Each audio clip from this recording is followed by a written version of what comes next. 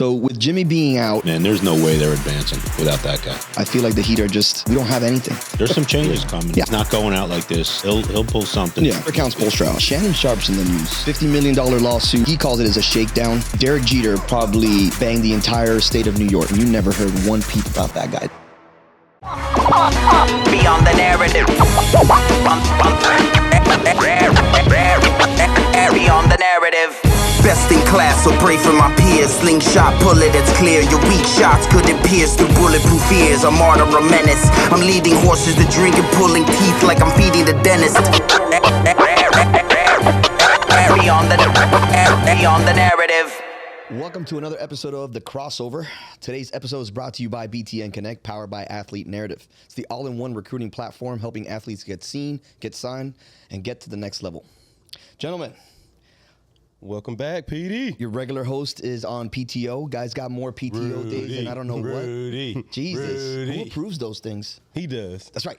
That's why. I always forget that. He signs, he approves. So I really want to know, is Andy on vacation or is he hiding from the hate? Dude, That's what I want to know. I think he's gotten so much hate in the last couple of days. He fled the country. He's working remotely.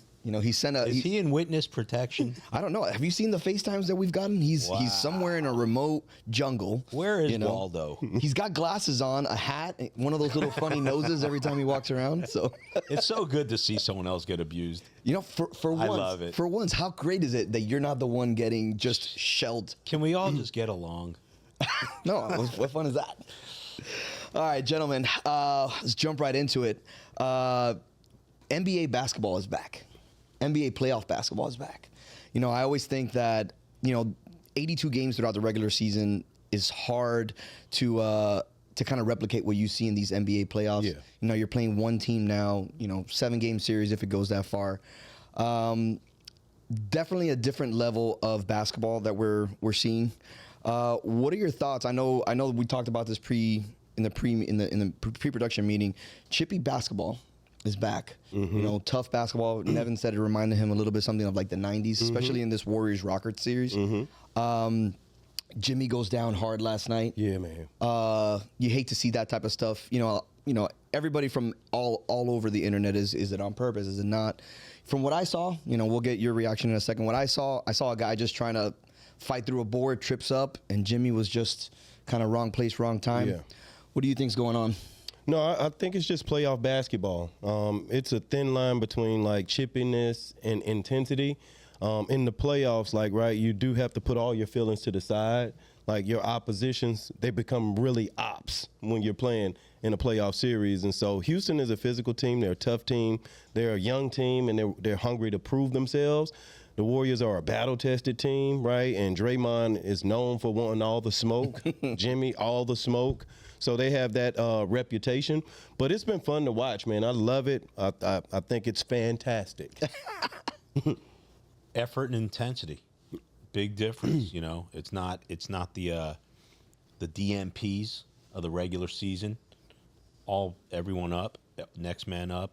This is how it goes. Rotation, minutes matter, possession by possession matter, and it's good to see. And really, that's what the NBA game was always about. Yeah, man. And that's what I really, really, truly miss about like the old school and guys playing, their 75 to 82 games a year.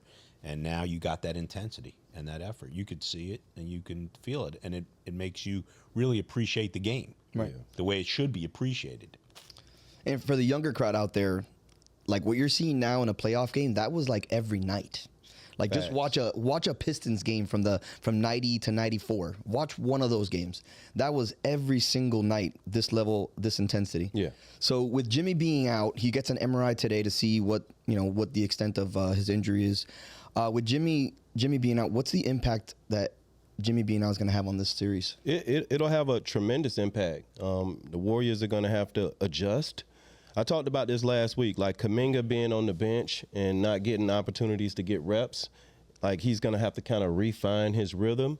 He's a young player and he's still eager to prove himself. So I think, he'll be ready for the challenge.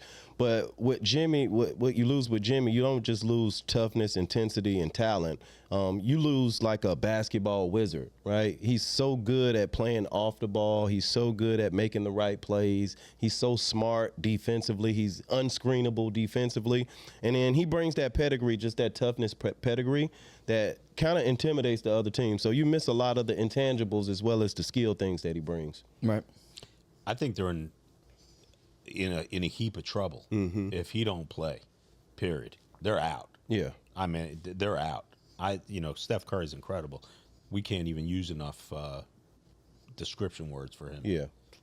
But Jimmy Butler, and especially playoff Jimmy. Yeah. Man, there's no way they're advancing without that guy. No, I think so too. I think they're in trouble. It is hard to bring what Jimmy brings from somebody else. I haven't watched a lot of Kuminga play. I know there's been a lot of back and forth on especially him. I haven't watched him a lot play. I've seen highlights, but I haven't watched him play. But I know that he's not Jimmy. Jimmy, from what he did with the Heat in that bubble series, he literally willed us to the NBA Finals. I don't think that they have anybody that can come off the bench that can bring what Jimmy brings, especially not. The Rockets are a more talented team. They're more deep. They have, more youth, right? I think the Warriors have the experience and the continuity, especially since they got Jimmy. So without him, I don't think that they beat the Rockets. Yeah, same. I think obviously Draymond's a little bit, older now, maybe Draymond of old, but I think they need that third piece in order to maybe get to that next level. Yeah. There's no chance without that guy. Not without him. Bet you they're missing Clay now. A little bit. A little bit. Going on to the Heat versus the Cavs. I mean, the Cavs are up 2-0 in that series. I honestly don't even think the Heat are going to win a game. You know what? I don't count the Heat out, especially when they get in their home building. Yeah. Like, they can put it together for a night, hopefully all at the same time. But the Cavs are just too big, too athletic, too talented, too together. Right, they're just a better team all the way around, from top to bottom, off the bench, defensively. Probably with the exception of coaching, they have a advantage in every category. Yeah, that game was tight. I mean, it was a back and forth game in the second quarter. I was like, wow, we're putting up a fight. Yeah. We matched score for score. And then it was just a 7-minute drought of a flurry of threes. Yeah. 11 threes in one quarter. Sets an NBA playoff record for most threes in a single quarter. What do you do? Because you've been a part of these. You've been I'm assuming on both sides of these, where you're lighting it up and you're getting lit up. Yeah. What do you do? What can you do from a coaching standpoint, B, a player standpoint, when nothing you're doing is working and they're dropping three after three after three after three? Yeah, sometimes you can play good defense and it's just better offense, right? Donovan Mitchell in the playoffs is spectacular. I'm telling you, if you look at his career numbers in the playoffs, it's always been spectacular. They are clicking on all cylinders right now, and they're a serious threat, especially with Tatum going down. Like, the Cavaliers are kind of like, okay, let's close this thing out, get some rest, Right. get healthy, because they're playing good basketball across the board. Yeah, their ball movement is crazy. Yeah, crazy it's ball firing, movement. like the old Spurs almost. Yeah. I think the Heat, as Keyon said, I think they do grab a game at home. When you shift, man, you go to that home building, you could get blown out twice on the road, and then as soon as you come home, just all of a sudden you're a whole different team. It's overnight, and that energy, if they could steal one, they could make it a little bit competitive. I think, if they get the third game, not getting the cheap one out the door on the fourth game. But I see Cleveland closing this out in 5. I thought it would be 5. That's been my position. I thought the Heat would get a game. They're too proud of a franchise. Yeah, and I'm a diehard Heat fan. I sat there in the old Heat Stadium inaugural season when we played on the West, when we were actually part of the West Coast or the Western Conference. I don't know. I just don't see that we have an answer. I feel that Cleveland's going to come into our building game 3. They're going to want to shut our shit down ASAP, because you get that game 3, you can pretty much. It's a wrap. We can, like Nevin said, you could drop that game 4, come back home, and kind of win that on your home floor type deal. But I don't know. Something for me just doesn't sit well. I feel like the Heat are we don't have anything. There's some changes coming. There's some changes coming. Yeah, of course. Well, I never count Spoelstra out. Pat's not standing pat, man. He's not going out like this. He'll pull something. Yeah. I never count Spoelstra out. I feel he's a master adjuster at anything, whether it's lineup wise, whether it's people shift. He does miracles with. He makes chicken salad out of chicken shit. So, but they got to get out of they gotta figure something out because Darius Garland's killing Tyler Herro. They asked him last night, what's the keys to success that you guys are having? He's like, well, going at Tyler Herro and, just making sure you take care of the ball. Is Tyler a liability at this point? They've had no way to hide him. Yeah. I mean, look, he's their best offensive player. So the best defense on an offensive player with that kind of pedigree, he's averaging over 30 points, in the playoffs, is like you want to attack him, right? That's why you see a lot of people going at Luka. Like you have to attack those guys so you can wear them down and things like that. But also you play mind games, right? Those are the ops in the playoffs, right? And you want to plant those negative seeds with him so that he's thinking about it. You want to gain some real estate in his head. And I think that was a Jedi mind trick by Garland by saying that. A Jedi mind trick.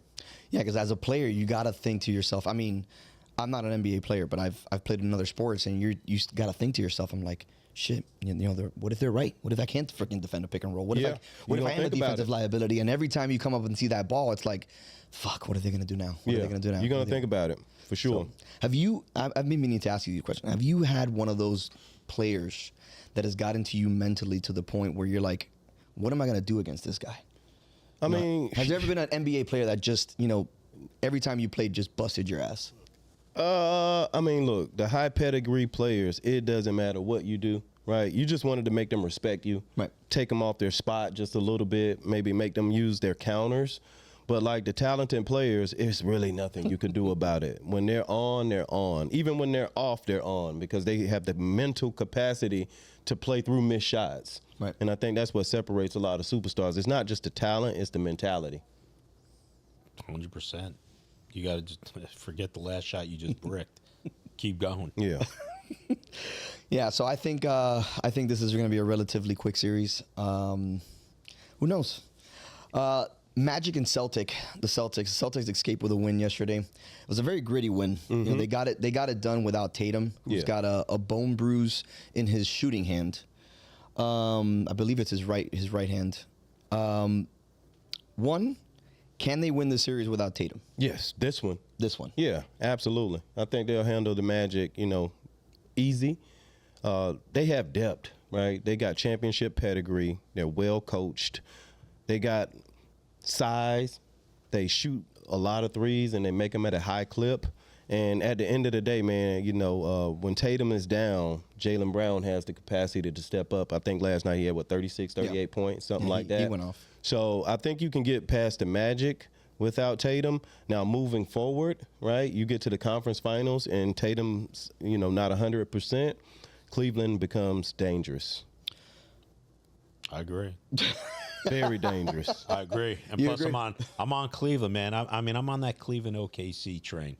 That's it. I just want to see two out of nowhere squads like that. Yeah. That's what I'm really cheering for. You think the Magic can make this a series in any capacity? No. At all? No, I don't think. I just don't think they have the experience. They have some injuries. Their starting point guard is hurt, Suggs. He's been down for a while. They're young, so this is good for them, right? But not for the right now. Right. For the future, they'll be better. I think they'll make some adjustments in the offseason and try and bring in a veteran scorer or something like that to kind of go with Banchero. But no, I don't think. I think this will be a sweep. Wow. Yeah. Even with Tatum out? Well, yeah, they're going to. No matter what, Boston turns their defense on. Yeah. So Yeah. even if they don't have Tatum, they'll just ratchet up a notch defensively Exactly. and just squash that bug. Yeah, I think honestly I didn't think it was going to be a sweep. I think the Magic get one. Surprisingly, I think that over the Cavs versus Heat. but yeah, I love Jaylen Brown. I think his whole game, is something that I always take a look at it. I'm like, to me, he's a complete player. He can defend, he can score. He also plays, I think, in a really good system that benefits the way that he plays basketball. But yeah, I think, I think the Magic maybe get one at home. But I think this will be a relatively quick series as well. One more point with JB. Jaylen Brown, for me, I think the biggest adjustment that he made in his game is that he basically embraced his role. He said, okay, Tatum, look, I'm going to play off of you. You're the super max player, though I'm very close as far as financially. Like, I'm going to let you have that, and I'm going to do some of the dirty work. And so I think, like, he adjusts his game. And so often when he came in, people were saying that he's arrogant, he's too headstrong, you know what I mean? He thinks he's better than everyone. And for him to be able to make the adjustment for the team, it's really like taking their whole program to another level. Where does a player, because you just said people think that he's arrogant and he's just like, as an NBA player that has those type of contracts and those type of, that type of pizzazz, I don't know if that's the right word. Like, where is there a thin line between arrogance and confidence? Because I feel like every NBA player has to have a level of confidence that, like, yeah, I can bust your ass, or I can be this, I can be that guy, or I am better than Jayson Tatum, or I am better than LeBron. Right. Like, I feel like you have to have certain level of confidence, but where does the line draw between confidence and arrogance? Well, confidence is arrogance under control, right? You know what I mean? It's some of the traits of those two words, you know what I mean, kind of feel alike. Right. But I don't think, like, Jaylen's reputation is because people think he's overconfident or egotistical. I think he's an intellect at the end of the day, and I think he's opinionated in his stances, and he has a free, independent mindset. And I think that rubs a lot of people the wrong way. Right. And he's just embracing that. And so it just kind of turns into, like, dry hating on him at the end of the day for just him being him.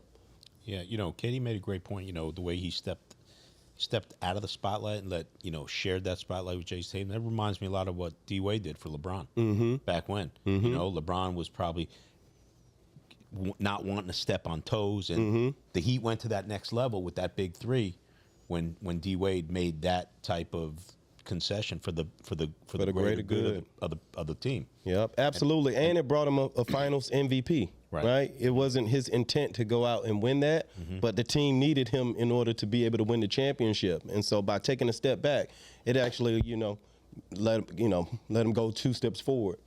And like, when you have two superstars like that, how hard is it to learn? I mean, obviously they're boys, they're friends off the court. To me, it makes it easier a little bit when you're friends off the court and you have that type of relationship to be able to transition that to, a playing status. But how hard is it to have, basically what the Heat did, to have two ball dominant, players be able to coexist? Obviously it took a lot from D Wade to do that, because I don't think LeBron changed a lot of his game. They just let him be LeBron, and then D Wade kind of did the Robin rule, as much as we don't want to call it the Robin rule. But how hard is it for players to do that?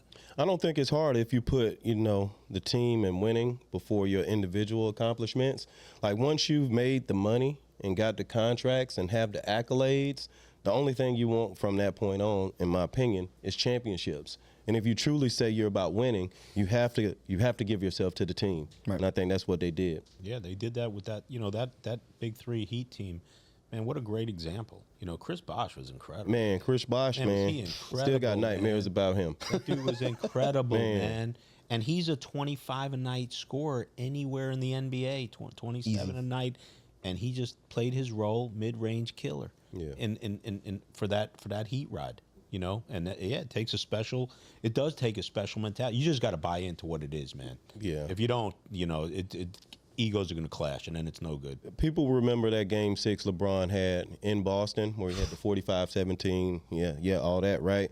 But it was Chris Bosh in Game 7 who took them over the hump. Like, we were beating them, right? And Chris Bosh got hot. He was hurt. He played through the injury, and I think he made 3 threes in that fourth quarter.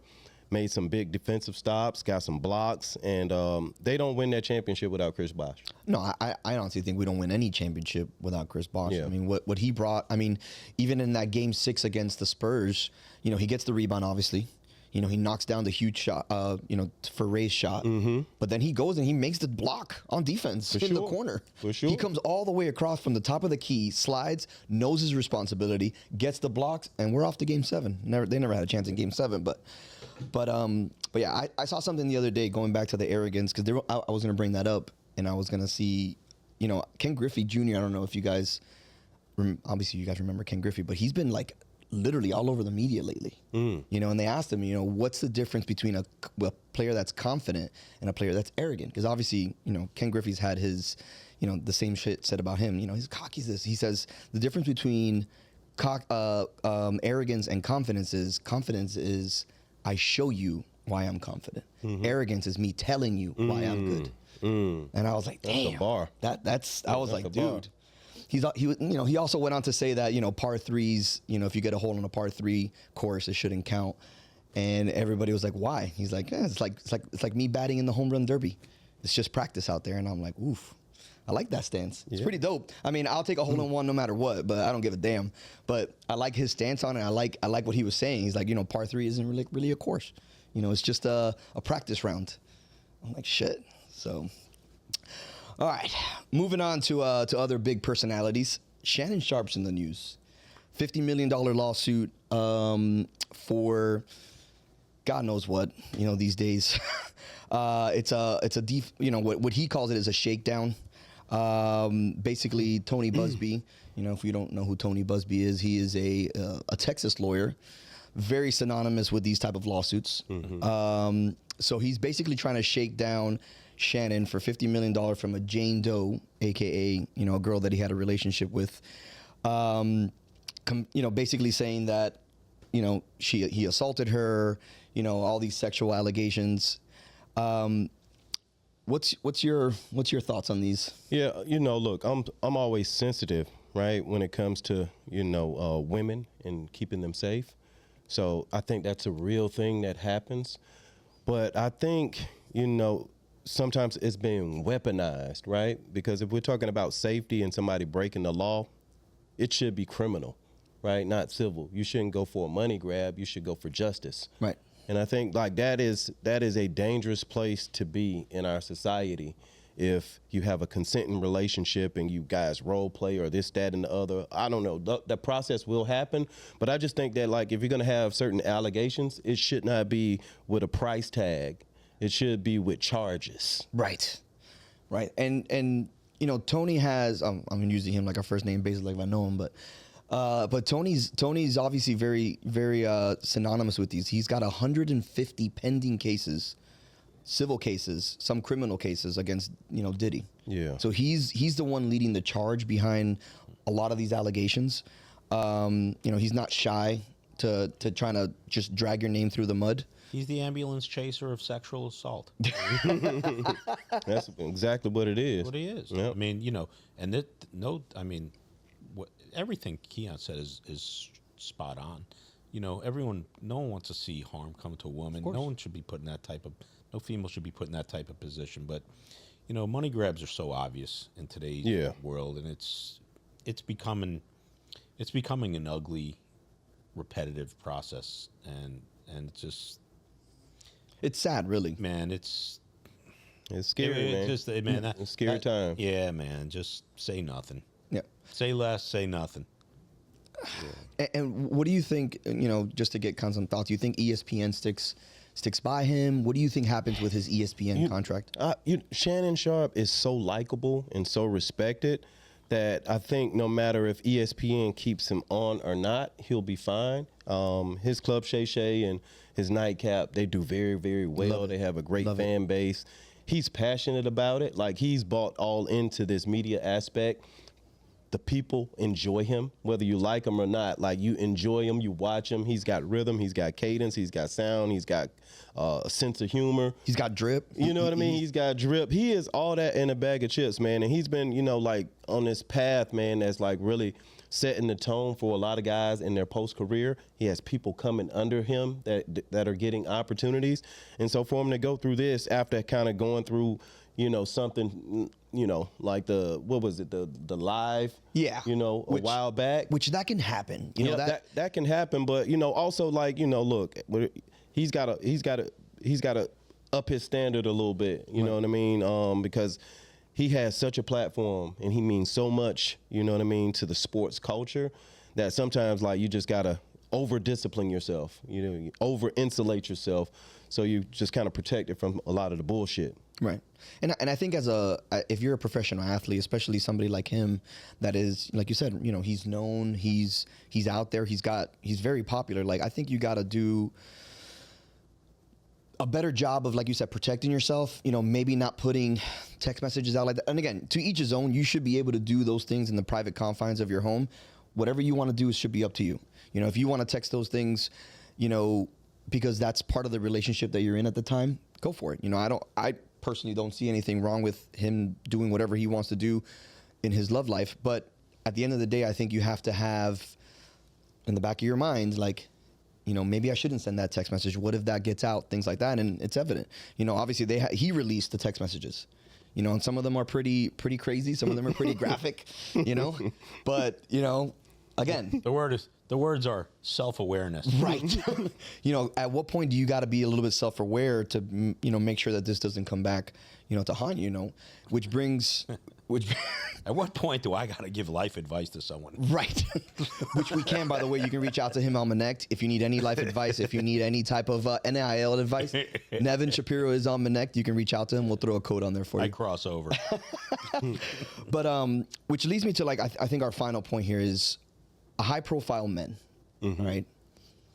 How do you protect yourself in the society that we're into now, so you don't have to deal with these type of money grabs, or who's to say that thankfully I don't think Shannon is married or anything like that. No, he's not. He's a single man. He should be able to have as many relationships as he wants. But let's say this is not a single man. And this stuff gets out. How do you protect yourself as a high-profile man, like men, against these type of allegations and these type of issues going forward? Because obviously he's wealthy. He's got money. How do you protect yourself? I don't know, right? It's a catch-22, because, like, how do you protect yourself through divorce, right? How do you protect yourself through failed relationships? I think, you got to consider paperwork, non-disclosures, prenuptials, postnuptial agreements, and things like that when we talk about the financial part of protecting yourself. But I think also, like, our behaviors have to get better.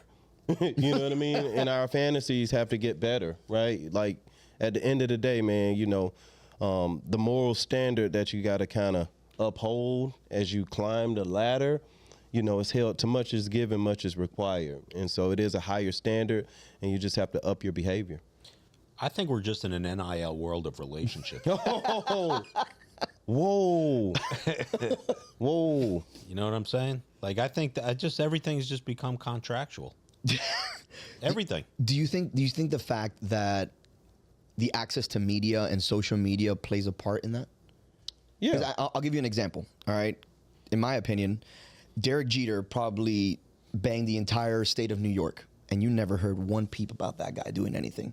But it was also in a time where social media and media in itself wasn't, in the realm that we are now. Yeah. So, do you think that as something like having access to the social media, obviously being able to post this and post a story and post this and chat and text and this has the role plays in that? Yeah, I think social media has impacted every part of our new society. It's given people access to you, and you access to others that you might not come in contact with. It's shaped the way that people think life should be. It's emboldened, people to copycat and say, okay, this is a potential come-up opportunity, so I'm going to mimic that.